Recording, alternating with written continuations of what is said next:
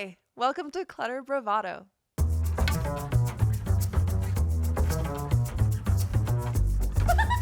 Yes, and it's the energy.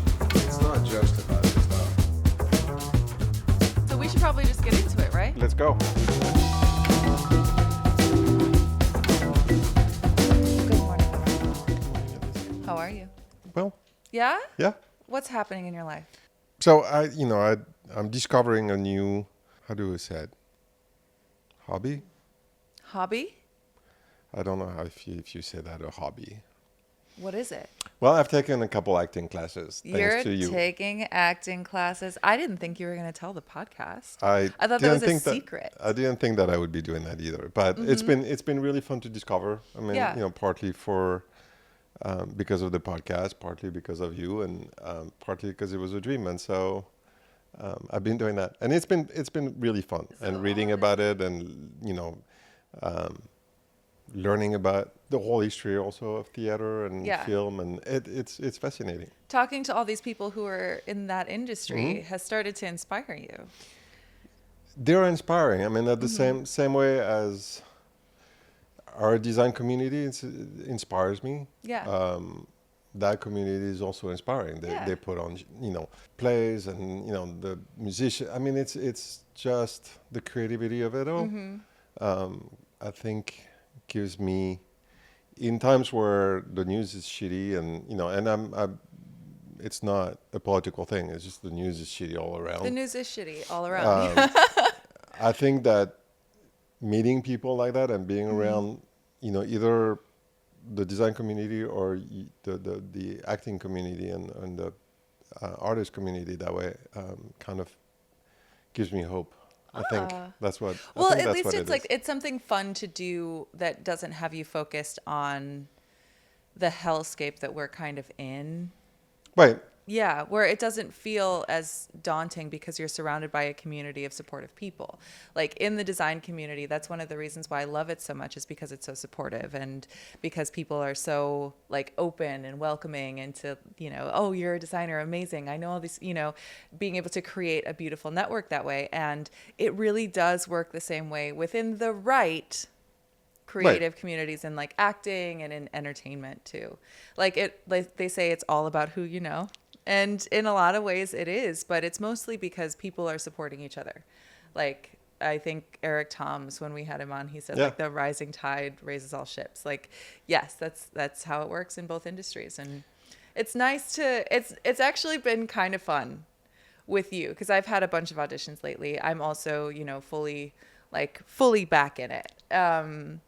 I took a short little stint away for a bit and really like grounding my feet back into acting and doing a few auditions a week now, which has been, I mean, it's so fun, but you've been helping me with them. Yeah, I mean, And I love it. It's so fun to play off you and like how you are looking at a script. It's actually been really fun to be able to do that like outside of the design, Right. because that's so much a part of your life. It's so much a part of my life, but it's almost as if we're like blending a little bit. I was like an actor and in entertainment, kind of interested in design. You're a designer, kind of interested in acting and entertainment. And now here we are right in the middle. And our podcast has become a perfect blend of the two, I think. right. And I think that the message, I guess, if I have any message, we talk a lot about going to shops or going to art galleries or supporting the arts in terms of design. That's always been a big thing. I think that the culture of a country is important to support. Yes. It's not just about money. It's not just about money and when or fame. Or I think that art, be it restaurants and culinary, when you find a good restaurant, support it. An art gallery, a designer, shopping local. I mean, I've always been very much a proponent on that. Now I'm discovering a whole new world where go to a theater, go to a comedy club. I mean, those people need us like to the nth degree. Yeah. And making that effort instead of staying home and watching, the Instagram. Yeah. Or just, and it's not like you have to do it every day, but once a month, just open up that door and be like, let's go to a theater play and let's go. Yeah. It's really fun because those people put their fucking heart and soul in that thing. Yes. And that's where they want to be too. I was thinking about this recently because I know a lot of content creators that are content creators for a living, that are creating short videos and reels and TikToks, and that is what they're doing for their job. But if you asked any of them if that is where they see themselves in 20 years and like what they really want to be doing, I think most of them would say, well, no, that's not my actual dream, but it's something that's needed right now. And it's where people's attention is. So I wonder if we start paying more attention to the theater, to the live performances, to the indie films that are screening around town. Like those, especially in LA, we have such access to that. And the people that are making that, like that is their dream. Getting to support someone as they are living their dream is such a beautiful thing. And we have the ability to do it here. And it's, obviously, yes, in the arts, but that's what I mean in going to an art gallery, supporting a smaller gallery that's showing an artist's solo show for the first time. There are so many different ways to support it. And I do agree with you that when we acknowledge this as being culture, like this is what we do, this is who we are. Right. And that it's not all about like trying to chase likes and trying to get your engagement. Like, who cares, And at the end of the day, all of those insights and numbers and data and everything, like if the power's turned off one day, all of that disappears. But what doesn't disappear is someone's ability to sing or to act or to tell a story. And all of that is so, so, so important. So I'll finish with the anecdote about last night. We go to a cold table reading called Second Draft in Los Angeles, and we do that every Monday. Yesterday I walk in, there's a guy there who I know from the gym. So we've become friendly. He's Italian. We've become friendly, but he's there and jumps up, comes sees us because we're probably the only people he knows in that room, and it makes him feel good. And he says that he's a writer. That's his first time giving a script to the actors and he's so stressed. I mean, you saw him. He's nervous. He's stressed. It's really like palms are sweaty. I mean, spaghetti. For a first-time writer at Second Draft, it's got to be pretty daunting because you're submitting 10 pages to be cast by the hosts and the people that run it, by actors that are just showing up because they love the passion of acting and they love getting to sit down and look at these scripts. So he had come there with 10 pages of a script that no one had seen. And he's never been to Second Draft before. And so I imagine his heart is beating through his chest. The whole, it's what, 5 scripts, right? 5 scripts that they do. 5 scripts. Yeah. He's the last one to go up. I can see him. It's just like I think he wants to leave. At some point, I'm looking at him, I'm like, he wants to just leave. And the group of actors that they had on stage, Eric Thomas was the lead. Everybody is just so spectacular on that stage that I'm like, okay, well, they cast, not the A-team, but they cast some of the better people that I've seen there. And the whole thing is hilarious. It's so good. People are laughing. And Ivan is just in heaven. Yeah. And when we left, his smile was spectacular.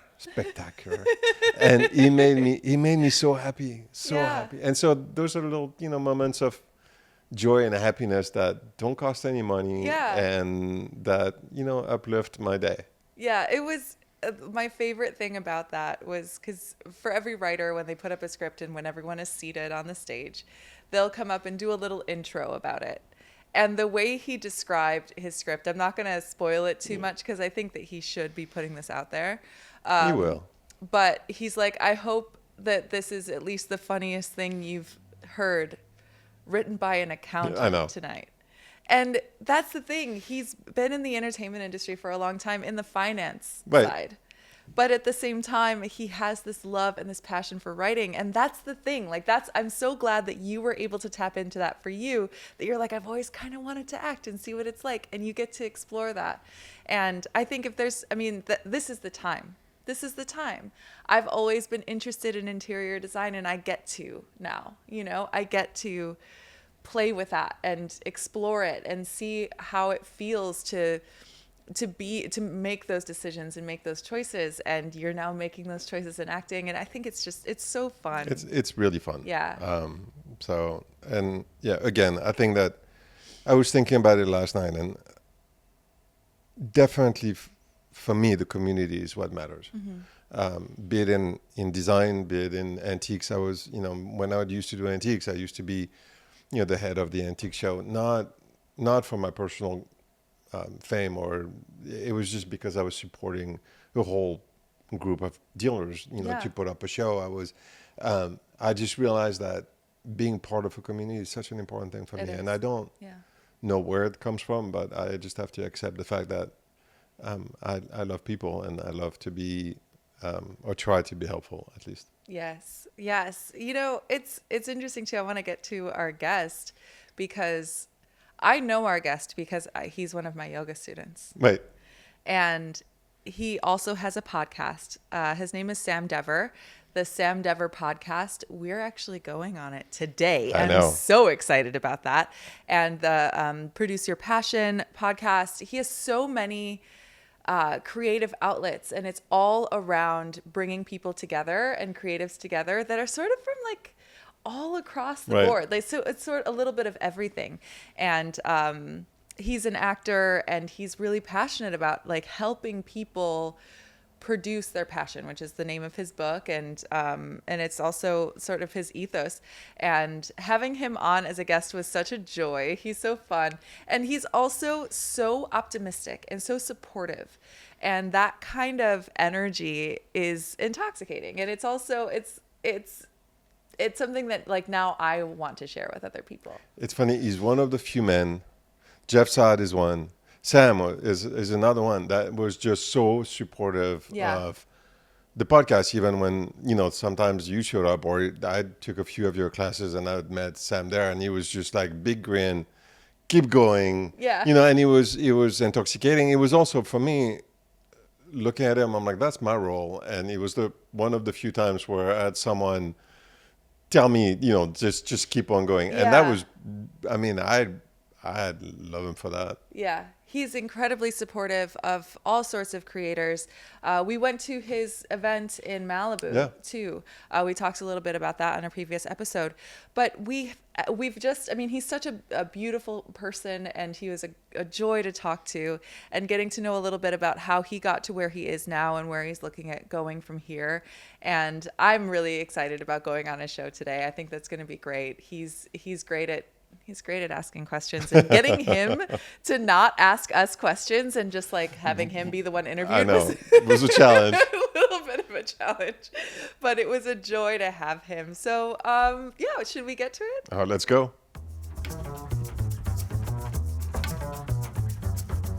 Hi, this is Elise from Clutter Bravado podcast. Clutter Bravado is an independent podcast, and as any independent artist will tell you, getting off the ground is a little challenging. If you like what you're hearing, please like, comment, share, subscribe, support us in any way that you can on the platform where you're listening. And follow us on Instagram at Clutter Bravado for exclusive clips, events, and giveaways. We quite literally could not do this without your continued support. So from the bottom of our hearts, thank you so much for listening.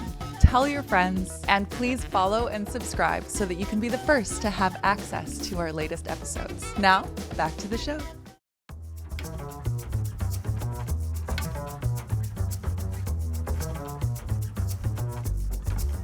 Welcome to Clutter Bravado. We are here with our guest, Sam Dever. Hi. Hello. Hi, Sam. We haven't had too many pro podcasters on. And so I think you might be our second. This Oh is my so gosh. exciting. No pressure. No, it's pressure on us too, because I'm like, okay, like he's been doing this for a lot longer than we have and has a lot of episodes. And so it's a joy to have you on and to sort of talk about what it's like to be an artist in LA and a podcaster and an actor and everything else that you do, another multi-hyphenate creative. So I love that term, multi-hyphenate, by the way. Yeah? And just wanted to say thank you to both of you for this opportunity. I'm a huge fan of your show. I've been binging the content. You guys have a great thing going here. This goes well beyond podcasting with what you're doing. So I love your brand, both of your personalities, great chemistry. So it's an honor to be here. Thank you. You have been, because I met you, I don't know, at the beginning, right? It was right away. We met at yoga, yoga. Yeah. And you've been such a positive and supportive influence. I can't tell you how important it is, because sometimes, it is and I were like 3 views, and I saw you that Saturday, and you're like, keep going, and and I'm like, thanks. So and then I went and cried in the shower.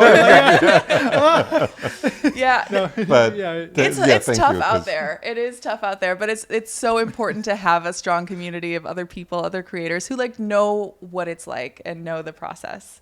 So speaking of knowing the process, I want to talk about how you got into where you are now. And I know that it's a very long story, but you come from Illinois, correct? Correct. Yeah, is it like a small town Good in research. Illinois? Yeah. Canton, Illinois. Canton, Illinois. Where is that located in the state? So if you've heard of Peoria, Illinois, 30 minutes from there. Okay. Everyone assumes Chicago, but no, we're 3 hours south of Chicago, in between Chicago and St. Louis. Okay. So the San Luis Obispo, if you will. of Illinois. Illinois, yeah.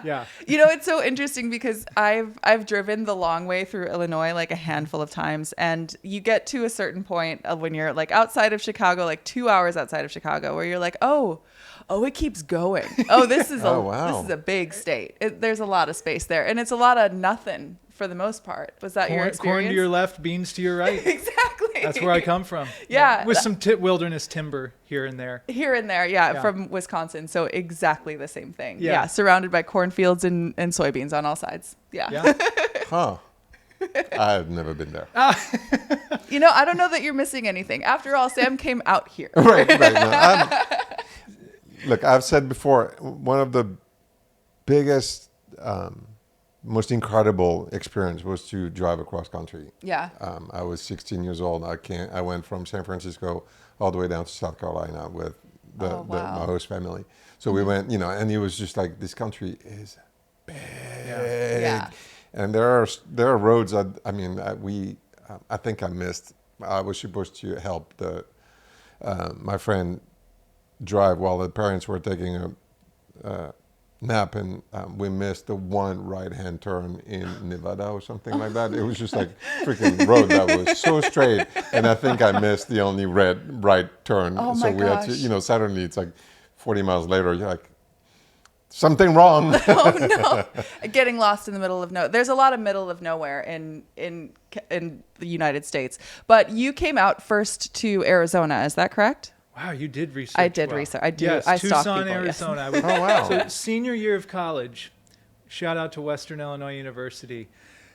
I remember walking to class, and the wind chill was like -12 that day. Yeah. Uh-huh. And where I had to park at like the rec center and walk all the way to the business building where I was going to class, and the wind chill, it's not the snow, it's Right. the wind chill. Yeah. It literally needles hitting the face. Yeah.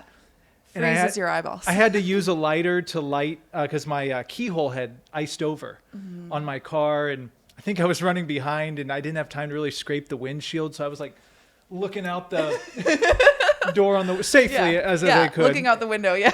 And I remember just having this moment of, I'm done with this. Like I'm done. I want to go west. I don't know how or where. And when a couple buddies, when I graduated, were like, "Hey, we got another year at the University of Arizona. We just got this house. We need a third roommate." I just said, "Yep."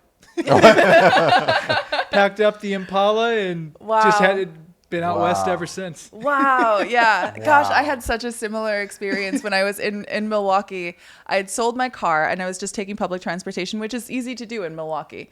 But I was waiting for a bus and it was negative 40-degree wind chill. Oh, geez. Yes, it was during like the polar vortex or whatever they called it.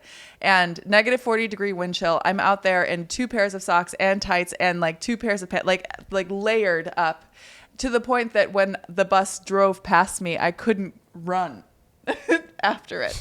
And I stood there. I'm like, I think I'm done here. I'm done here. I'm done here. Yeah, I don't need to do this ever again. And I never want to experience winter like that ever again. That's yeah. why people out here are like, oh, don't you miss the seasons and all that? Fall, yes. Yeah, fall. Midwest Absolutely. fall, nothing like it. Gorgeous. Other than that, those 2, maybe 6 weeks, 2 months or 6 weeks that you get of perfection, Yeah. you're paying the price in thunderstorms, Yeah. severe cold weather, tornadoes, all that Tornadoes. stuff. I'm good. LA, sunny every single day, mountain, sunshine. Does blue it get sky. boring? I love it. No, it doesn't. love it. It doesn't get boring at No. all. Yeah.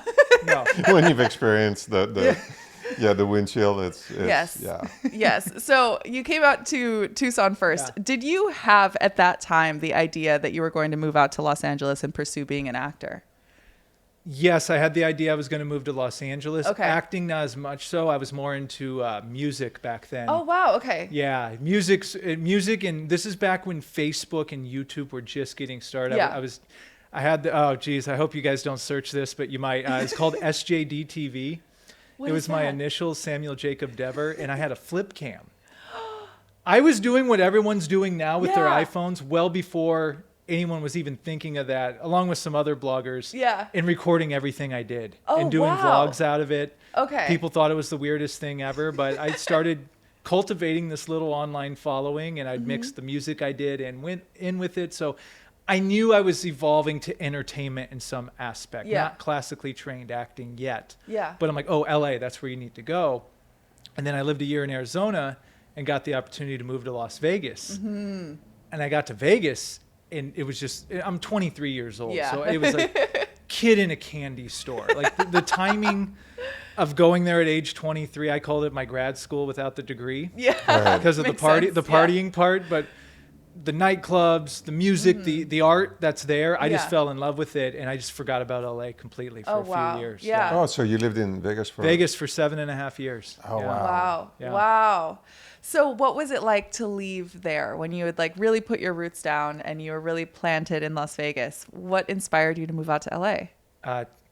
Crazy story. I was at a photo shoot for something, and a shooting star. We were out in the desert. A shooting star went by, and I don't know if you guys get these like intuitions that it's something just keeps calling you. It's like nudging you. And then I had forgotten about LA for years, but like the year leading up to LA, it just started coming back. And this is when I had gotten into acting. I got an opportunity to do some acting on a series. Shout out to Ogino called For a Fee. Okay. And then I'm like, okay, I really love this. I got to find an acting class. So I jump into an acting class. And my acting teacher there, his name's Daryl Morris, told me, you got to go to this place called Playhouse West in LA if you Oh, ever go to wow. LA. So the LA was kind of germinating Yeah. in my mind a little bit. And this shooting star goes by, and everyone's like, oh, make a wish. And I'm like, I'm going to move to LA. And then about 5-6 months later, my job at the time says, yeah, you can transfer out there and go. And my brother's like, yeah, I'll come with you, because he was coming back and forth for what he did in production. And I'm like, all right, let's All move right. to LA, and just Yeah. did it. So it was like a very gradual thing. But then, yeah, about 2 to 3 months before, like, okay, I'm going to do it. Yeah. Because I was turning 30, and I don't know if it was a 30-year-old crisis going on, but I'm like, if I don't do this now, Right. I can always go back to Vegas. It's still Yeah. like a second home to me, but I need to go out to California and see what that's all about. Yeah. So starting off as an actor in LA, I mean, that is the story of so many Yeah. people that move out here. We're like, I'm going to come out to Los Angeles and I'm going to be an actor. I'm going to be a star. I'm going to be a star. When I moved out here, I knew I was going to model. I wanted to Yeah. model first, but I'm like, and while I'm modeling, I'll be discovered as an actress and then I'll be a movie star. And that's I'll how be it was gonna famous and go. rich, and then we don't have to worry about And then I anything. never have to worry about anything ever again. Worked out well so far. hey, go easy. I've been here for 10 years. That has not happened yet. That's a huge accomplishment. But what's amazing is like LA is a perfect place for creatives. And we talk about that a lot on this show. So you came out here wanting to initially be an actor and you got to do that. But what was the process like of like, what was your hazing process of moving to Los Angeles? Because everybody kind of has one. Like, what were the obstacles that you were facing when you first got here? Yeah, it's a great question. And I was fortunate to know ahead of time about Playhouse West. Okay. On night 3, I went and audited, signed up everything. And it was almost instantaneous. I got this community of people like instantly. And I'm sure it's like that some other places too, but I was just, for them in particular, it's just such this community of acting and artists and people who are multi-hyphenated, such as yourselves. And I would say the hazing for me was more of just the being humbled very quickly. Yeah. Because I remember coming out here, I'm like, oh yeah, you just go to LA and you just start doing stuff and you go in movies and then you'll start auditioning for all this big stuff. And I remember a couple of my classmates who had been out here were like, hey, let me tell you how it works out here. They said, first of all, you need to train, first and foremost. If you're not going to train, no point.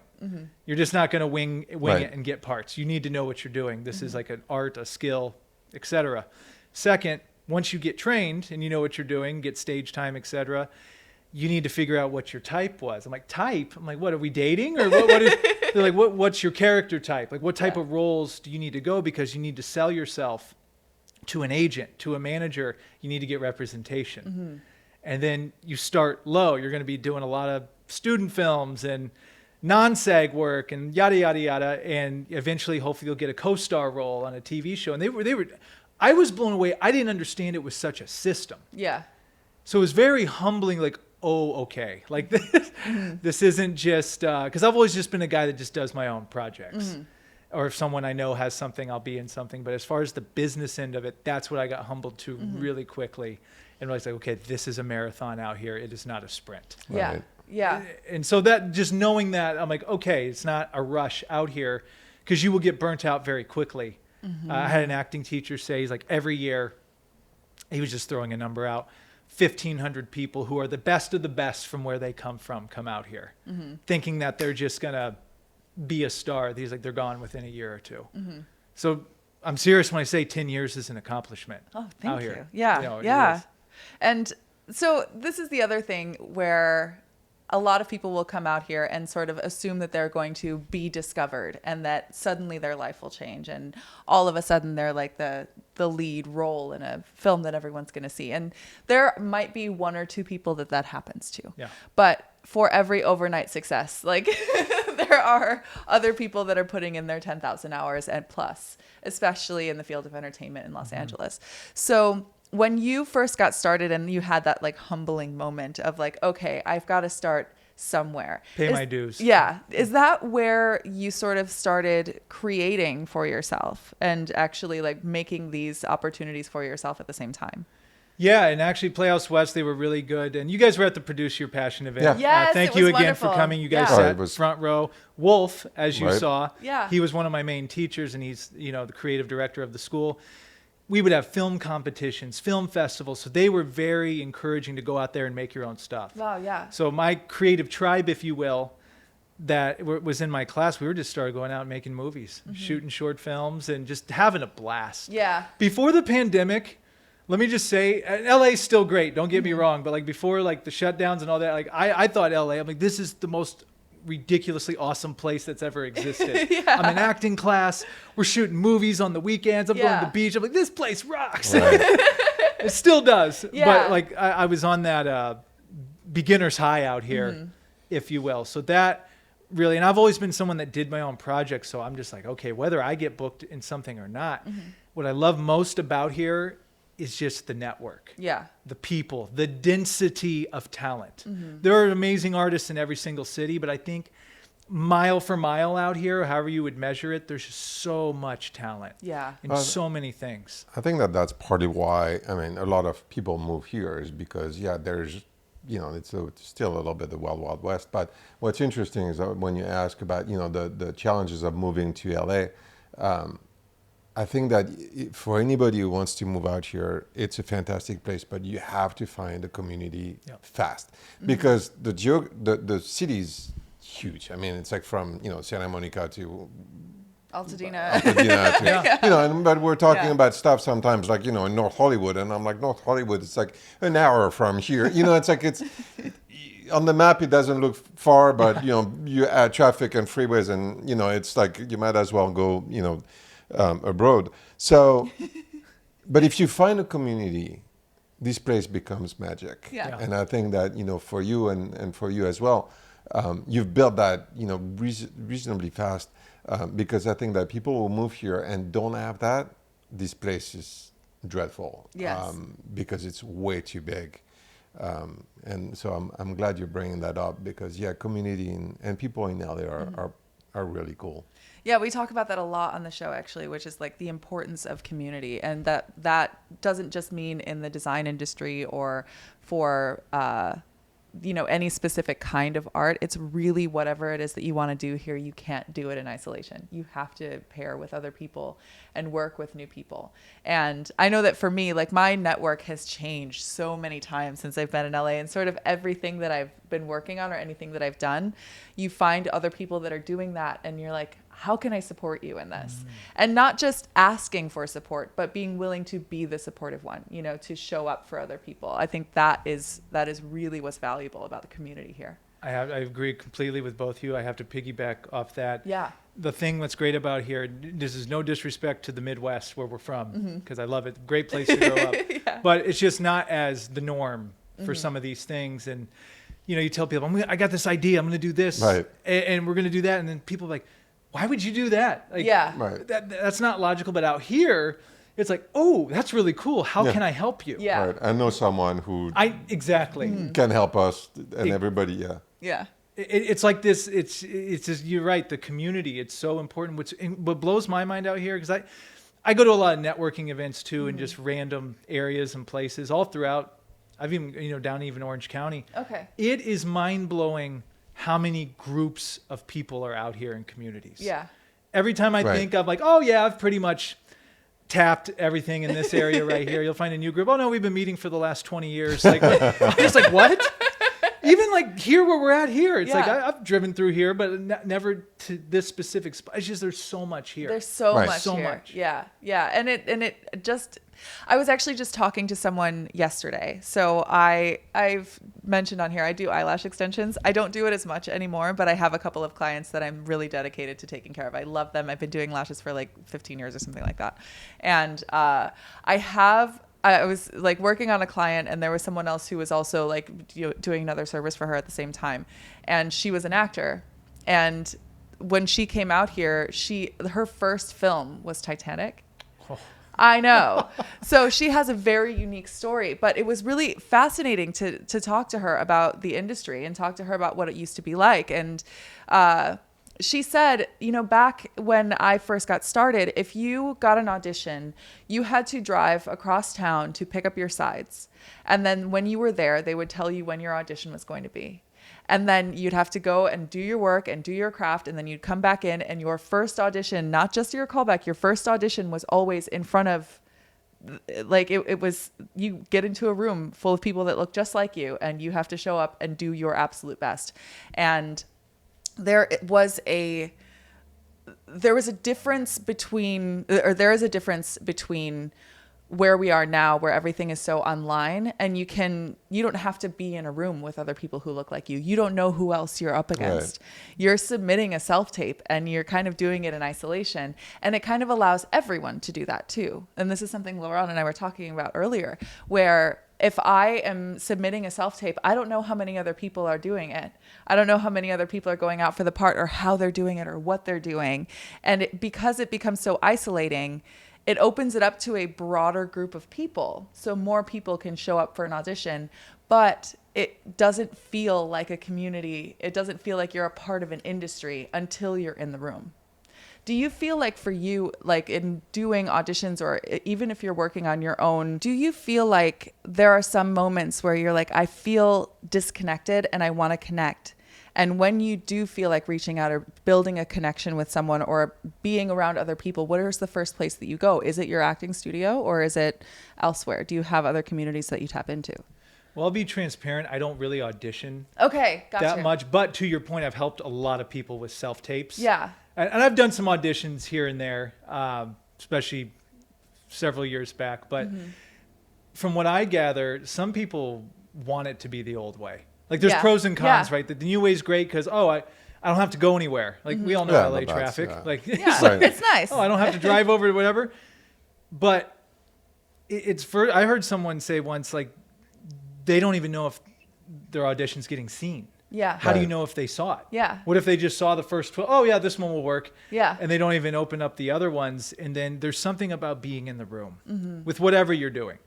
I think the digital world that we're heading toward, there's going to be great things about it. I think there's not great things about it. I think the need for in-person community is going to be pivotal. Absolutely. And I mean, as you're talking about auditioning, I'm thinking about all these stories of actors I've heard, like you said, like on one of your podcasts, with Abby or Ari. Ari, yeah. Yeah, you guys showed up at the same Yeah, audition. we were at the same audition. Yeah. It's one of those things where you get to know everyone, like, oh, you're going for this part too? Cool. And it's like, best of luck, because we all know that it's out of our control. It's not like me versus you directly. Right. They're going to pick who they're going to pick for whatever reason. So, and when you get rid of that like competition, that's how you build community. Yeah. And that's what we've talked about with interior designers too. And in that industry where many people will be up for the same job and it's a great big project, but like there's sometimes that you'll know that a project's not for you, and you know what, you should look at this other person because they are someone who's really talented. And every once in a while when I have like gotten a part or when I've gotten an audition and I'm working on it, I'll still have in my mind, I'm like, oh man, I wish that my friend could audition because they would do this part so well. And they would be really great at this, and having that community in mind when you're doing the work also, I feel like that's something that's really special. Well, and same with podcasting, right? If a big time designer hits me up, I'm like, hey, you guys need to go to Clutter Bravado. Yeah. What were you going to say? I think that the community, the face-to-face is so important. I mean, I think that we are in an environment where too much technology, and I think that is just not good. I mean, and Elise has brought me to an event that Second Draft where it's a bunch of writers and actors who get together, and the energy in that room is absolutely fantastic. And I think that everyone is learning, everyone is growing. Same way when we do an event here or when we have designers get together, there's an energy, there's a sharing of information that makes everybody better. We grow from that, and I think that if we are just on our phone or just on there's a place for it. There's a place to look at information online, but if that's all you have, we're dead in the water. I mean, we're going to stop growing, and at the end of the day, I believe that a place like LA that's become really successful for entertainment is because people are sharing, people are learning, because there are schools, because you go to an acting class, there's 10, 12, 15 people that are really giving it a go. Now, it doesn't matter if you're going to be successful or not, you're giving it a go, you're growing from that. And I am more and more convinced that technology is actually not going to lead us to the right. But I also feel, and maybe it's just me, I feel like we're humans and we're fighting it like it's instinctive. We feel that there's something no good.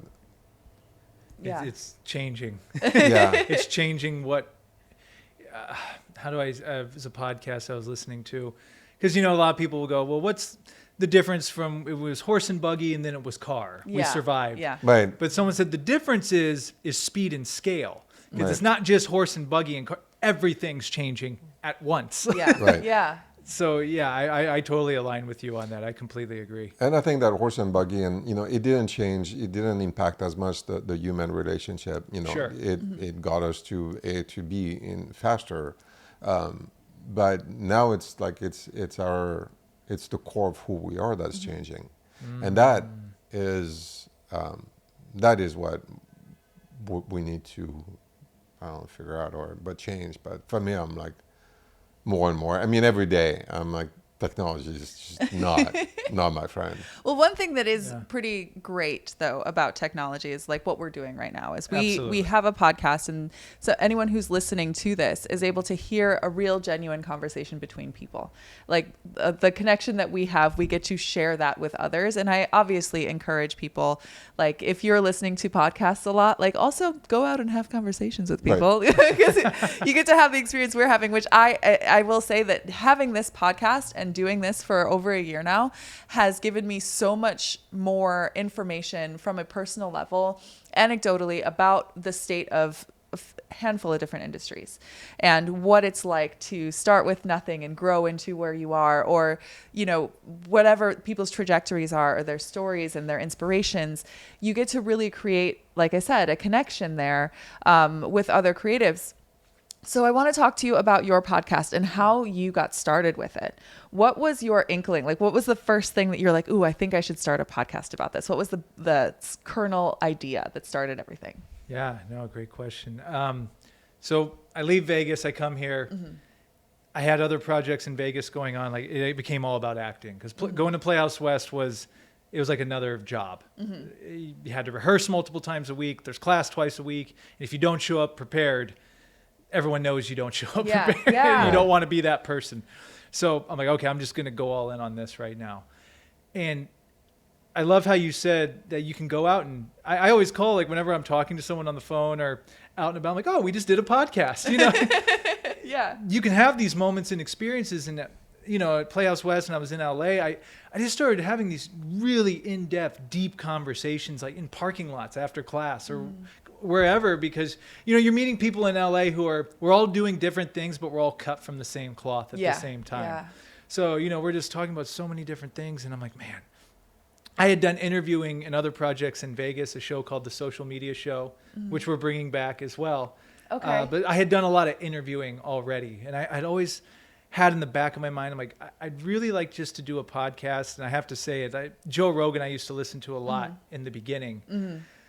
Because he was the guy. He was doing these long form 3-4 hour podcasts. I'm like, that's what I want to do. I don't want to do a 15-20 minute thing. Yeah. I want to sit down and flush out a real long conversation. So that was always brewing in the back of my mind. Pandemic happens.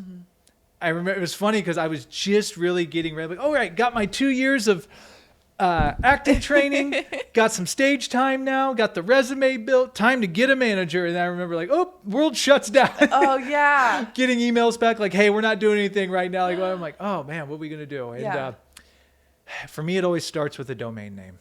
Oh, okay. So I knew, once the idea gets impregnated into my mind, if you will, it's like, okay, this won't leave. It won't leave. Yeah. It won't go away. And this is where Produce Your Passion comes from too. And I remember going to namecheap.com where I get my domains and I type in the samdeverpodcast.com. It's available. I buy it along with samdeverpodcast.com. And I'm like, I post it. And then I'm like, okay, I'm making myself accountable. Like, I'm going to do this. I'm like, all right, how am I going to do this?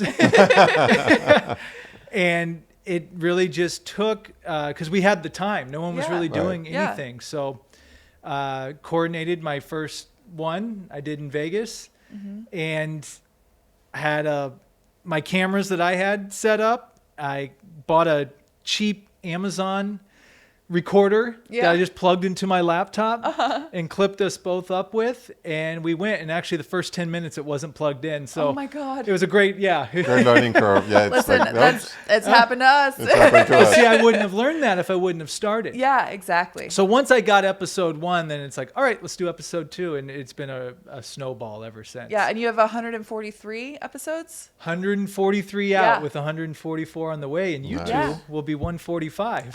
I'm so excited. I'm so excited I'm to already do your show think- too. yeah. And you'll be 53. Ooh. Or Congrats- sorry, 54. Congrats on Yeah. that milestone, by the Thank way. you. You guys put in a lot of work. That's Yeah, Awesome. getting past 50 episodes is like that's the hump, you know, once you can get past it. But there are a lot of people that start podcasts and then sort of abandon them because there isn't in the industry of podcasting, there isn't an overnight success. No.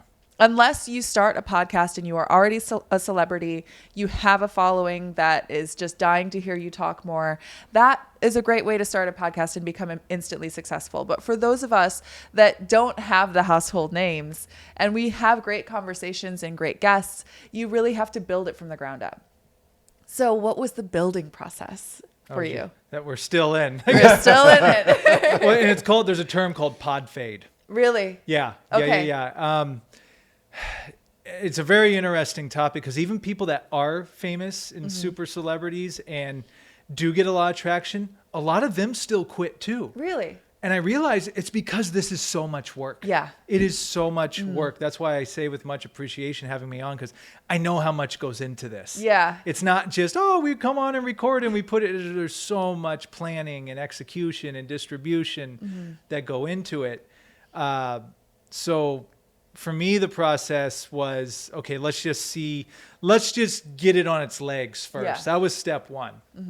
So I had gotten to episode 5 and was getting some momentum, and it was actually kind of good timing because no one was doing as much. Yeah. And I was doing in person when I could, safely and at a distance during that time. Yeah. But I'm like, people are like, hey, no, not too many people are doing this right now. And then I have a major severe leg injury. Oh, That's a yes. whole other podcast. But, Yeah. So that derailed everything. And I didn't podcast for 8 months. Oh my gosh. Oh, wow. And a buddy and I have to give him shout out, Tommy, he was very encouraging, a fan of the show. And he was like, hey, just start doing these virtually. And I'm like, no, I do in person. Yeah. I can't do it till I do in person. He's like, just do it. And then I realized, I'm like, you know what? At least getting back on the horse and doing it is better. And to anyone it's analysis paralysis. You're like, if it can't be this way, then I can't do it. You don't get your way all the time. Like sometimes you have to compromise to get the project off the ground. So I start doing, I actually did the first one on Skype of all places. Yeah. Switched to Zoom and I bang out like 40 of these, found a rhythm. Yeah. Was banging these out like a couple a week and was so great about it. I got my reps in. Because in the beginning I was saying and you learn the more you do this, how to, move the conversation. And then finally, you'll meet him, Eric Sarich. He was filming the Produce Your Passion Oh, Okay, yeah. yeah. event We out met there. him. Yeah. When him and I combined forces, because I was one-man banding it, cameras were going dead, and I was having to stop in the middle. Hey, let me reset this, and it just would take me out of the conversation. And then when he came in to alleviate me from that, and then it's been cooking ever since. Wow, yeah. But even with that, that's been a learning process. Every podcast we do, we look back and like, oh, we could have done that better. Right. That could have been lined up a little better. I call it game tape. Yeah. I'm looking back and saying, oh, you know what? I should have this and that. And it's how you learn. So to answer your question, it's an ever going process. I was in a conversation with a bunch of artists last night. We were talking about mastery. You never fully completely master anything when you want to keep learning. There's always something to learn. Even I think it was De Niro, Pacino, one of these guys, they will still train with an acting teacher. And you're like, well, why the heck would they do that? Because there's still stuff to learn. Yeah. If they can pick up one thing in their craft, ooh, I never thought of that before. I can add this to my tool belt. I think I don't know if that answers the question completely. No, it really does. Yeah. Actually, I really like where you're going with that too, because thinking that you know everything doesn't allow you to learn something new. And that's where you stop growing. And when you stop growing, that's the death of whatever it is that you're doing. And I feel like in every episode that I'm editing, I'm learning something new about how we can do it differently. And I'm challenging myself to ask a different kind of question or word things in a different way. But also it's the editing process and the sound recording. That's why anytime that someone's finding our podcast for the first time, I'm like, start with the newer ones and then work your way back. Your episode 1 is stellar. Oh, thank Stellar. you. Thank you. Jeff We is love his name. Jeff. Jeff Yeah. Sod. He's Jeff is- incredible. I love him so much. Ear candy. I mean, Yeah. He's So We're going to many have him back gems. on We're for being- sure. yeah. Yeah. so many. we need to. Yeah, but you've had a lot of different kinds of guests on your show, and they have a lot of different stories. So do you have some, like, one that really stands out to you of like a real big learning moment for you, or something that sort of pivoted your career based on a conversation you've had? Wow, that's a good one. Because you're right. There's been a diverse. It started with a lot of acting, artist-based stuff, and then it just kind of went everywhere in a good way. So I actually had the doctor who performed my nerve surgery on my leg on. Wow. Shout out to Dr. Mitch Soria. And one thing that I actually told this story last night to some people. Of course, I know he's extremely trained, knows what he's doing, obviously. But on the podcast, he said, yeah, I before I was, quote unquote, out on my own, I studied for 17 years. Right. Wow, yeah. Medical school, apprenticeship, fellowship. I'm paraphrasing it, but to do the type of work he does, you just don't go graduate medical school and like, all right, throw him in the water. It's like, no, you got to go train with people for years. Yeah. So that is one thing that always stuck with me, and especially in a microwave digital society where everyone wants to be famous now, they want results now. The art of delayed gratification has been lost. And that one really just reminded me of like, okay, don't get distracted by shiny objects and comparison syndrome on Instagram or social media. And even same thing, like we'll come out with a podcast episode of like, oh, this is the best it's ever done. And then in my For You page or whatever, like, oh, this person just started and they got 500,000 views. Yeah.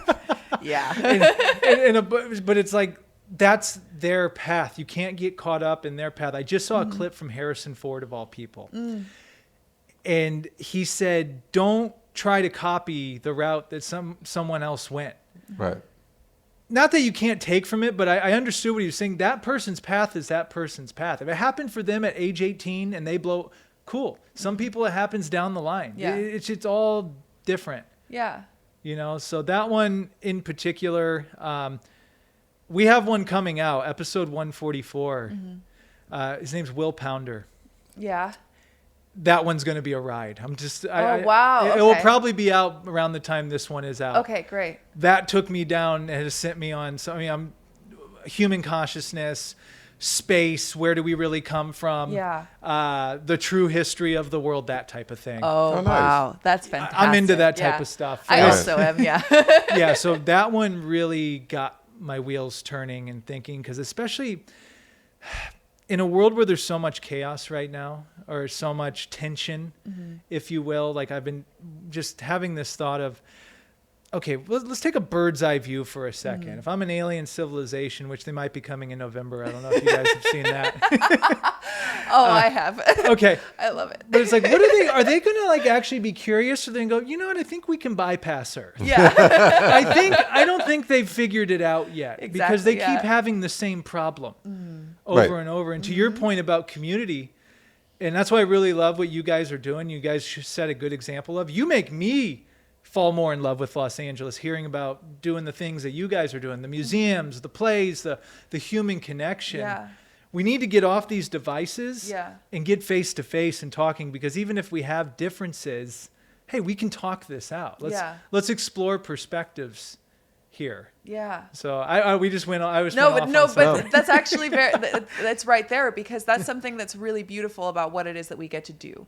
Yeah. We get to have conversations that are about real, honest experiences and find our similarities more than our differences. And if we wanted to get wild ratings, we could yell at each other and find all of our differences and try to put each other down. But I'm like the place in my heart that I know that I want to create and bring out into the world is a place where you can have a decent conversation with someone and be curious about them and want to learn more about their life experience and allow that to affect you, allow yourself to learn from that. And I agree with you that no two people have the same path, and all that social media has done for me is given me examples of people that have had paths that I would have preferred.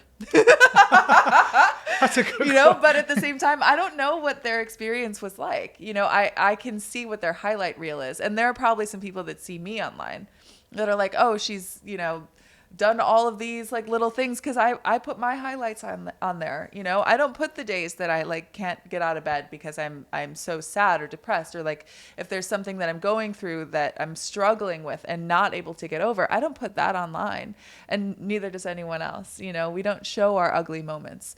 Or our failures, our fears of failure. We are able to, however, in person, have those conversations, because that's where we can connect. And something about podcasting that is really, really special is that we can bring those conversations into a place that is, while so divided, we do get to create connection. And someone might hear me at some point say something that they're like, oh, I feel that same way. I don't have to be alone in this moment. And I encourage everyone, if you are listening to this and you feel that, again, go have this conversation with someone, or like call me on the phone or something. But but as you know, as a host of a podcast, we get to share that experience with other people, and that's something that's really special about it. Well said. Thank you. So I want to ask one more question, because you put out a book this year called Produce Your Passion. Yes. And I went to your Produce Your Passion event, and we talked about that on the show. And it was a really, really special experience. So tell me about what the process of putting that project out looked like for you. Yeah, no, and thanks again for coming. It was an honor to have. It was both of you fantastic. there. It was really Yeah. great. It was yeah. really great. Yeah, and shout out to Hidari of Gula World that allowed us to come out and host it there in Malibu. Such a magical night that Yeah. was. And so I had taken a speaking program over a year ago. I'll try to keep this high level. I was actually at a podcast conference. Okay. I connected with this speaking group, and they're like, "Hey, have you ever thought about public speaking? You can market your podcast that way." And then again, thinking back to views, and I'm like, "Oh, we got to get this Yeah. out here. So let's do this." And I get with my coach, and she was like, "Okay, cool. What are you going to talk about?" I'm like, "Oh, I don't know. I should probably think about that." And I kind of had that imposter syndrome of, "Well, I'm not famous. I've never been financially successful, quote unquote, off any of my artistic projects. I've always just done it. And I've just spent money on it. I'm not one of those guys that's like, here, learn how to make 10 grand in 30 days with my program. I'm not that. Yeah. Right. Yeah. And nor do I care to be. And most of those people aren't making 10 grand. Yeah, they're making money off you paying them. Exactly. That they think, that's a whole, yeah. One of the best things I've ever heard Mark Cuban say was, he said, when you hear those programs, they're not rich. They're getting rich off of you. Yeah. Yeah. Usually. So I started thinking about it. I'm like, okay, well, one thing I've always done, I've always just done it. Like I said, this idea will get in my head and it will not go away. It will not go away until I bring it to life, or at least see what it could be. And I'm like, okay, at the end of the day, I'm a producer. Like I like to produce things, make things, whether I'm behind the camera or in front of it.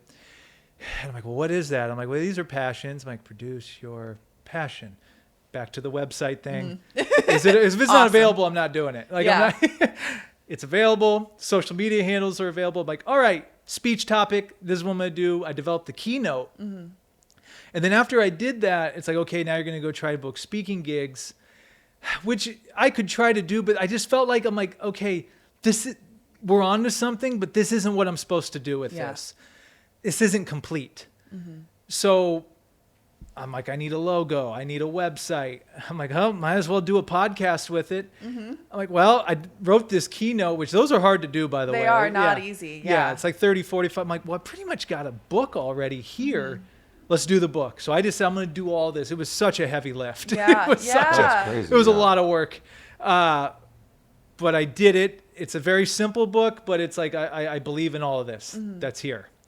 So yeah, that's really, long story short, started from a speech training, which led to coming up with a complete brand, which we just got officially trademarked. Amazing. Yes. Congratulations. Yes, the Right. Sam Dever podcast and Produce Your Passion are now officially trademarked. So Beautiful. I'm like, I believe, because with Produce Your Passion, it may turn into a nonprofit one day. Yeah. Because I believe in this concept so much. Yeah. Because it's the thing I keep myself accountable with. When I'm not getting something done, I'm like, all right, how are you going to produce your passion with this? Oh, that fell through financially. All right. Yeah. MacGyver. Figure it out. Like what? Yeah. How can you make this work without money being an excuse?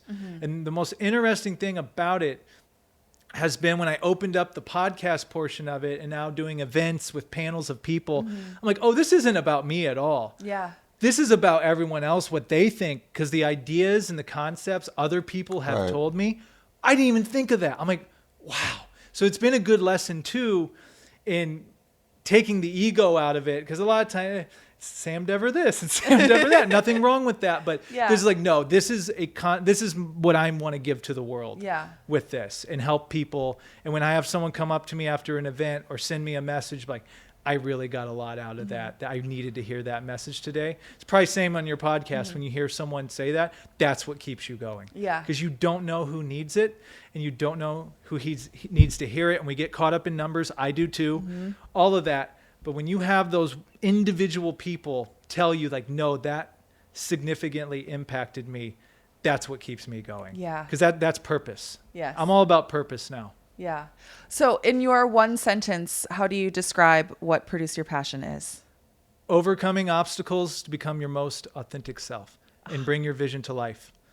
Beautiful. Beautiful. And we all sort of have examples in our lives of like ways that we've done that. You've created your own short films and put out some of your art. I've like wrote a one-woman show because I wanted a place to showcase all the things that I do, and I put them all on stage, and I love it. I'm going to be putting that show up again soon, fingers crossed.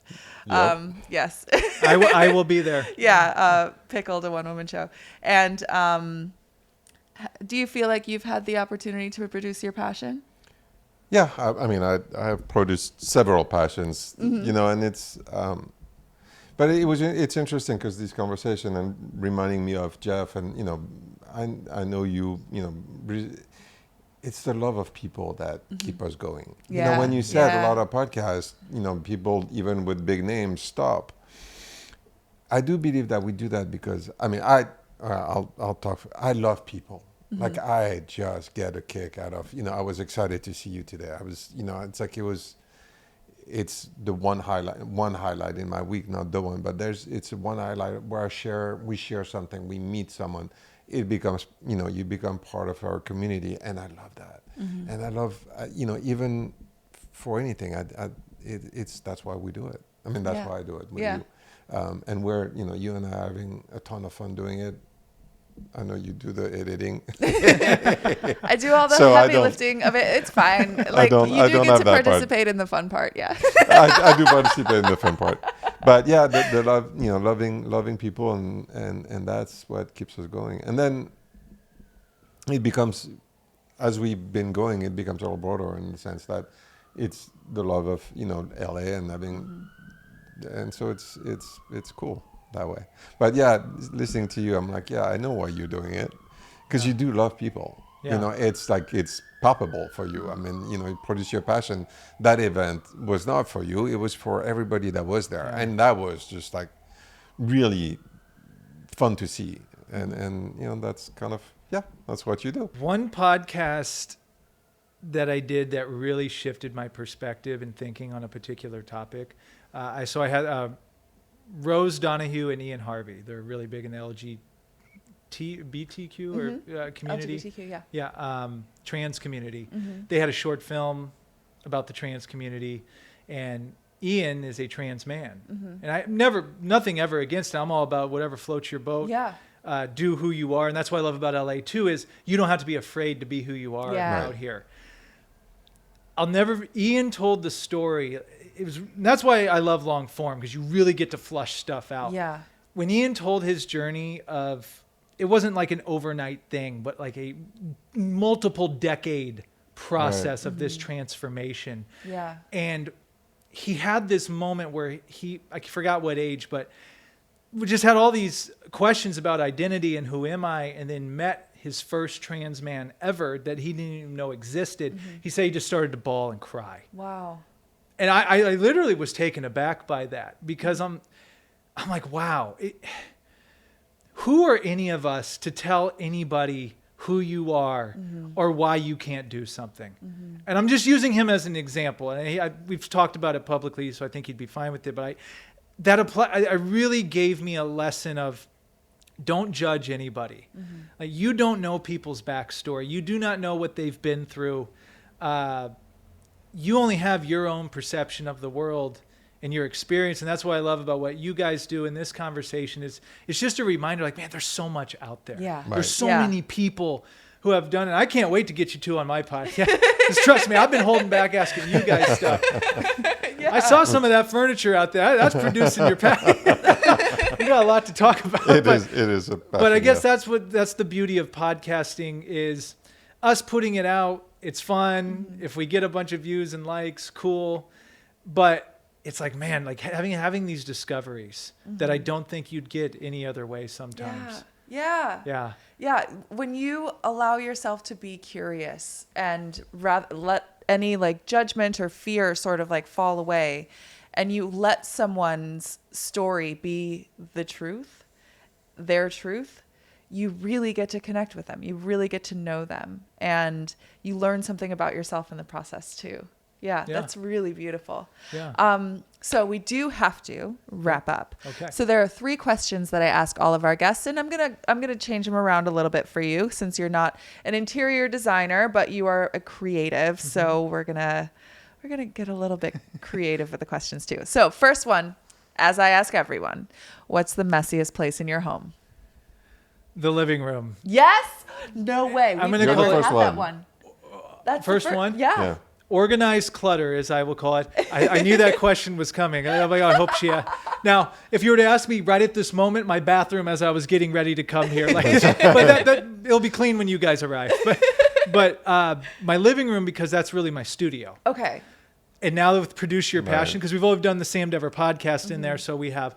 I have a lot of my books in there. I have camera equipment, tripods, all these things. But now with Produce Your Passion, I bought it for our Vegas event. I bought my own PA system now. Oh, wow. That's Oh, a wow. big box. Yeah. I have roughly 20 some chairs Oh my now gosh. Yeah. that you sat in at Malibu that I took to, like, it's like, I got chairs now. I can put on events, but Yeah. it's LA. We don't have that much space a lot of times. Yeah. So like, well, for now, they're in the living room. Okay. So yeah, it's a tight squeeze sometimes. So it's your storage space too, because that's what you kind of have to do. Yeah. You know, when you don't have a lot of space, that kind of makes sense. My office is my dining room in my apartment, so I mean, you gotta make do with what you have. Yeah. Okay, so second question for you: what is your favorite place to create? Where? I'm gonna have to say at my computer, and that's usually at my desk. Okay. I've always been a creation station type of guy. Okay. Because even if I'm not working on something musical or something that I've always had like putting on headphones. Okay. I like to stand up. Oh, Sometimes. yeah. Like I get into it. Do you have a standing Oh, desk? wow. I don't, but I need one. Okay, yeah. My sister has one, and she's told me that she really loves it because like it allows her, like if she needs to stand up and move around, she can, work from there. If she wants to sit down, she can. Like you have a lot more versatility in that too. But yeah, I like the idea. Like we've talked to a few people recently, and like what the creative process is, and like for me, I'm kind of the same where I'll put on, like listen to music, something that's not especially lyrics forward, or I need to be out in public if I'm going to write. Like I need to be in a coffee shop or I need to be out somewhere, like we all have our own little methods. Yeah, in editing stuff too, I'm constantly, staring at a screen. And I'm a pen and paper guy. Oh, yeah. Because how it works is I'll get edits back from an editor, and then I'll go through them, and I just take printer paper, have a pen, and it's just chicken scratch. Like no one would be able to read. But that's how I do it. I write everything down. I write everything's. I'm sure you're this way when I'm in conversation. Everything's a clip to me. So I've been learned when I'm hosting the show, just let them talk, because we don't know what clip. Right. Maybe the one that people are really going to gravitate towards. So don't interrupt their flow. So I'm doing the clips, and then I'm emailing back. A lot of staring. I have worked with like the blue light blocker glasses more. Yeah. Just staring. The jury's still out whether those actually work, but I know when I put them on, I feel like I'm doing better work. Yeah. So my last question for you is, what is your favorite piece that you have created? Wow. It could be your podcast. It could be a short film. It could be music, whatever it is. Man. It doesn't have to be one. Make it 2. Yeah, you can make it a couple. I'm going to say one, and I'm also going to call something out in the Okay. future and manifest it here on this podcast. Beautiful. 'Cause I feel, Do it. People do I it feel on the with show, you and two, it works this is the so place often. to do it. So I'm going to say as a whole, Sam Dever Productions, because that's what houses everything I do. Yeah. They're my creative children. I say it in the book. I have to pay my creative child support each month. The Sam Dever podcast is a child I've birthed. Stuck with it now. Got to take care of it. Produce Your Passion. Oops, had another one. The social media show, another one. It's like that. But Sam Dever Productions, I said when creating it, you know what? If I never make any money at this, it's okay. This is my place I'm creating. No matter what else I'm doing in life, Right. I always have a home to have my own little creative kingdom. Yeah. And a project that's starting to bubble up now. I'm getting back to music. Yeah. My ultimate opus. Oh, nice. Yeah. And now everything, back to the timing thing we were talking before the show. I've built this time in Vegas. I've built this time out here. I know quite a few artists and things and people. I want to create this ultimate musical, theatrical film piece. More to come. Yes. But it's begun, like already begun. And I want, hopefully you two will be in it. It's going to be like everybody I know is in it. Yeah. Yeah. Type of thing. Oh, I love that. I Yeah. love that. When you can blend all of the things that you do into All one of it. thing. Yeah. Exactly. And then I can leave. Take me. But you know, we talk. I mean, I'm different in the sense that, you know, my creativity was not as not as artistic. No, it's more, you know, making furniture. So I'm in awe of what you do, and listening to Elise, who thrives when she's on stage or when she sings, or, you know, and for you the same. I mean, it's like, produce your passion, talk about passion. It's like, and you have to go for it, because we live here only once, as far as I know. And so, yeah, you gotta, you know, and I'm sure it's scary. It's a lot of work, but you know, I'm so happy for you. That's why it's, you know, I push Elise to put the one woman show back on, because she just, you know, you thrive at it, and so I can't wait to see that and see you through it, because that's just when the light comes on like that, it's fun. Awesome. I love it. It's an honor to know you two, and I'm excited to see your one-woman show. Thank you. I can't wait to see you on stage, because it's coming. It's coming. It's coming. It'll happen. Your first scene night, I'm there. Like, I'm there. Well, thank you so much. And we obviously in the show notes, I'm putting all of your links. There Okay. will be everything. Also, if you're watching this on YouTube, there have been a bunch of cards going through of where you can link to find the videos that you're referring to, and also your Instagram is it Sam Dever Podcast and Produce Your Passion, or which one do you prefer? So yeah, I'll keep this really simple for people. I'm a website guy too. Okay, so website, yes. samdever.com, thesamdeverpodcast.com, samdeverproductions.com, thesocialmediashow.com, produceyourpassion.com. Beautiful. Go to those. All the socials are there. And yeah, Sam Dever on Instagram. That will lead you to all the websites. Amazing. And so, is there anything in the close future that you want to talk about or coming up? Yeah, I would just say definitely always churning out the Sam Dever podcast and Produce Your Passion podcast. And also the social media show has been revitalized, and we've been live streaming with And that. how do we get your book? So you can, great question. You can buy it on Amazon if you want to support, get the physical copy, or you can go to produceyourpassion.com and download the book for free. Beautiful. Beautiful. Thank you so much, Sam. And we have a great lunch planned for you. So I know. Thank you. This has truly been an honor, and it's a blessing to know you two. It really Thank is. you so much. Thank we feel you. the same way. thank you so much. Thank you.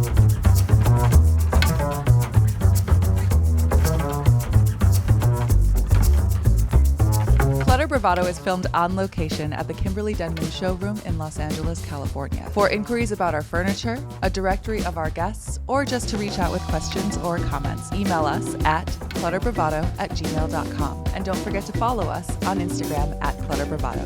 Thank you.